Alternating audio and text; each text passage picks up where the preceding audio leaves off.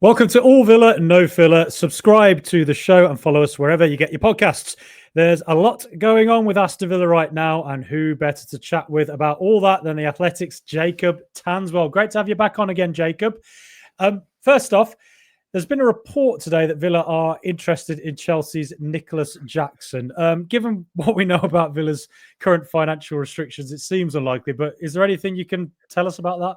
Well, we know, firstly, thanks for having me back on. It's been a while. We know Villa and Emery have always admired Nicolas Jackson because of the Villarreal connection, because of the fact that they wanted a striker just in case Watkins left. And Jackson's a perfect mould. He fits into that left channel where Watkins tends to do his best work. He can play off the wings. He's versatile.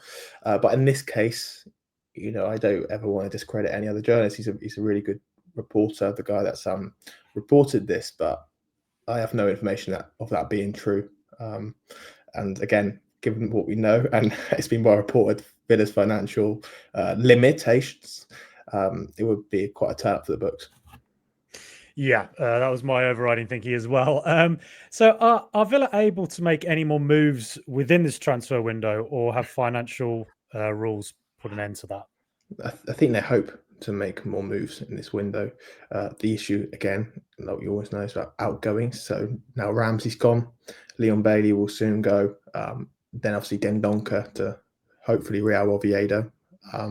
Then that may potentially free up an aerial and a wage budget for a player to come in. Who that player is, I don't know. I think it'd be difficult anyway to bring someone that can come in and straight away compete into Emery's squad, which he desires, given their limitations in how much they can offer. But the plan is, to certainly sign a couple more. I think it'll be quite a busy final week. Okay, and if Villa do make moves, do you have any kind of sense of what type of players they might be targeting? Yeah, so the three positions that they ideally wanted, they obviously won't be able to cover them all. As a young centre back who can play right back potentially. One of that centre back / right back is something that they've long aspired for. A winger, I think, is so important. We saw against Newcastle the failings there out wide. And if Leon Bailey had left sooner in the window, I'm sure that would have happened already.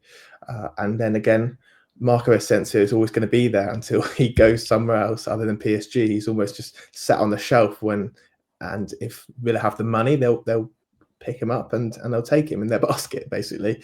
So I'd say a winger, a defender, and then an Asensio are probably the positions they're looking at. And JD Canvo as well, the Toulouse centre back, 18 years of age, has been somebody that's been linked with Villa, and I think maybe David Ornstein reported that a bid had already been made earlier this summer. Is there any update on that at all?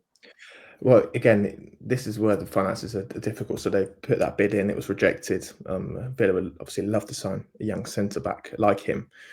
There's a lot of competition for him, and Toulouse want to price that. It's quite challenging for Villa to meet. Again, that comes down to if they're able to get their ducks in a row, then potentially that could happen. But it looks like financially it's very, very difficult to do. I think if it was a price range that was what Villa were hoping for and what they bid initially, they would definitely be able to do it. But I think Toulouse are asking for slightly more than what Villa can currently offer.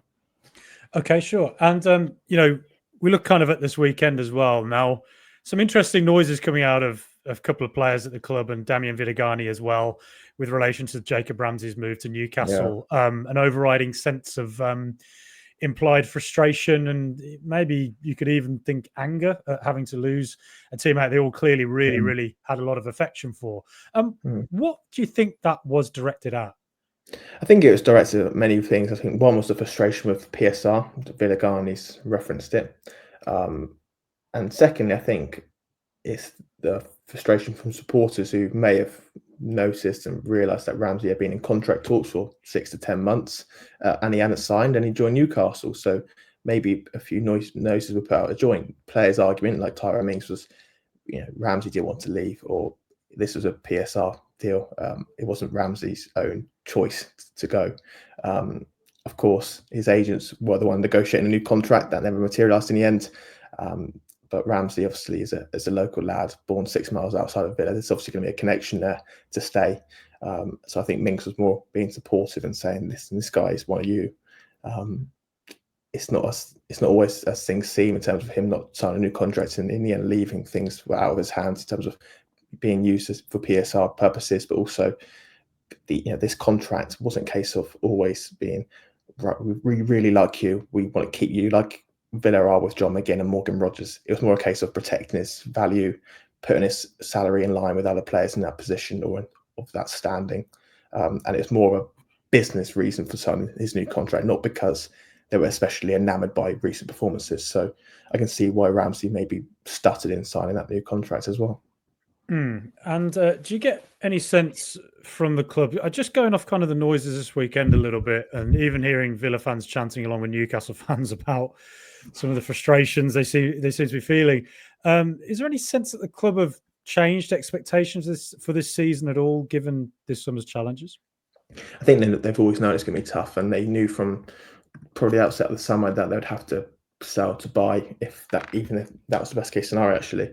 But again, Emery's a winner and he wants to get top 4, top 5. That would be his ambition, and that would be the ambition of those close around him and the players.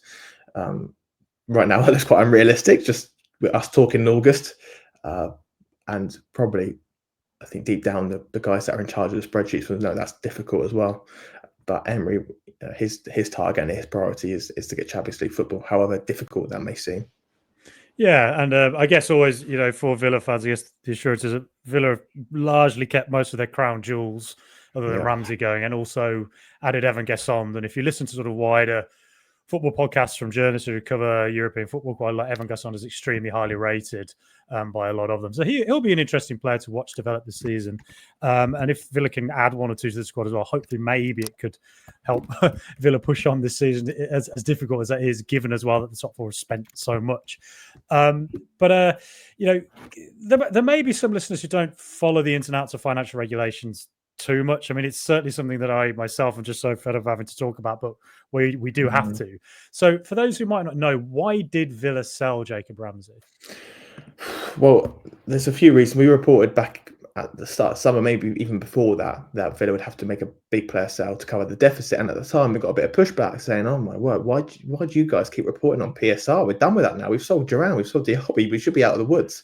PSR, obviously, Premier League PSR, was an issue, but then it was alleviated at last minute because of the sale of the women's team. So that's one issue, and anagram out the way. Then you talk about UEFA squad cost rules. Villa's wage to turnover ratio was at 91%, way too high. So they had to drop it in order to comply with UEFA to 70% or lower. So that was another issue, and that's still an issue that's going on. Obviously, that's not got the time limit as Premier League PSR has of June 30. That can keep going up until September or whatever. But you have that to consider. That then you have the football earnings rule, which it's not really been reported. We only started reporting it last week, and we're the first guys to explain it in terms of this is now Villa's 3rd consecutive season in UEFA, and therefore they qualify for their version of PSR, which is the football earnings rule. Unlike the Premier League, where they permit losses of 105 million over 3 years, this is UEFA's is only 60 million euros, that is, over 3 years, and maybe a potential 10 million if they deem their accounts to be in a good state. Villa's aren't in a good state, so it'll be 60 million limit. So therefore, the restriction are even tighter than the Premier League, and therefore they've got to go again and sell players. And it's almost like they're a victim of their success. If they didn't get this 3rd year in Europe, then they would have to worry about this rule. But that's where the rules kind of contradict, don't they? Yeah, it's very unusual. But so presumably all summer then it's been known that Villa would have to sell a first-team player to meet UEFA squad cost rules. Yes, and players knew that as well. The players were aware that someone would have to leave. Even as 2 weeks ago, people were thinking, "Hold on, why is no one going yet?" And it's very quiet. But yeah, obviously it's not great for negotiation purposes for other clubs to know that Villa would have to make a big sale. But everyone really knew it. It's one of the reasons why there was so much talk of Watkins, Martinez, partly through Martinez wanting to leave. He kind of riled that up. But yeah, there was always speculation about one big player leaving, wasn't it? Even Kamara before he signed that new contract. So this is not surprising, but again, it still hurts, as you see with McGinn and Mings' tweets that one of the lad, a local lad, one of their own, is going to a direct rival. Yeah, and could there be any more outgoings? I think it might Leon Bailey and Yeah. Leander Dendoncker be the last of it, or could there be more to come? Yeah, I expect obviously Leon Bailey to be wrapped up soon. Then Donker, again, there's a few things to sort out with Real Oviedo, so a deal's never quite done until it is, but that's on track. Alex Moreno is another guy that they're going to try and push to leave. There's been a little bit of interest over the last few months, but nothing substantial. Then you've got Lewis Dobbin that you need to get out either on loan, preferably they'd like to sell, but it looks like a loan. And then again, depending on Asensio and other factors, Wendy is always potential, isn't he, to leave? So those guys look like it. Of course, there might be an offer for a player they don't expect, and they think this is too good to turn down. You can never quite rule that out. But right now, it looks like those players that I've mentioned are the most likely. Okay, and I guess sort of last couple of questions. We mentioned his name earlier, Marco Asensio. Is there any more update on him at all? Are we just waiting for, I don't know, a big bid from Turkey to come in for him? Or so the issue is, it's not as much from my reading of personal terms with Fenerbahce. Like they've been talking for over a month now, haven't they? It's more the fact of PSG's asking price for him. So he's got, I think, a year left on his contract to PSG, but they're demanding a fee that I don't think Fenerbahce are too willing to pay, considering they're going to take on a big salary. So that's taken a while to do. And again, there's always in that background Aston Villa, because Emery still got fond affection for him, but they outlined to Asensio's people as early as May that they wouldn't be able to do a deal unless a lot of players left. So maybe last week of the window, and all those players, like I mentioned, do leave. Asensio, they could go for him, but I do expect it to go into the final week of the window. If it is the case, personal terms would be an issue. It would be, they were already agreed when he joined on loan. So I think if Villa can do the deal and they want to do the deal, it could be wrapped up quickly. But right now, it's not imminent. Okay, sure. And so I guess to sort of sum it up, then, with just a week or two to go of the transfer window, it's going to be a busy final week, as you're thinking. I think, yeah, don't sleep in the final week of the window. I think anything can happen, and you know what Monchi and Emery operate like. They can change their mind in a split second. So we all have to be on our toes. Yeah, brilliant. Well, Jacob, thank you so much for coming on here. Always love chatting to you. Always love reading your piece as well in Athletic. Absolutely brilliant stuff. You're doing a fantastic job covering Aston Villa, and so many in the fan base appreciate what you do. And just for those who are looking for your work online, where can they find you online, and also where can they find your work?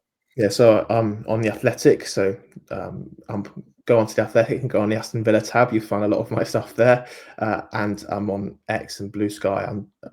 If you just search up my name here, then you should be able to find me. Okay, brilliant. Well, thank you so much, Jacob. It's been great chatting to you.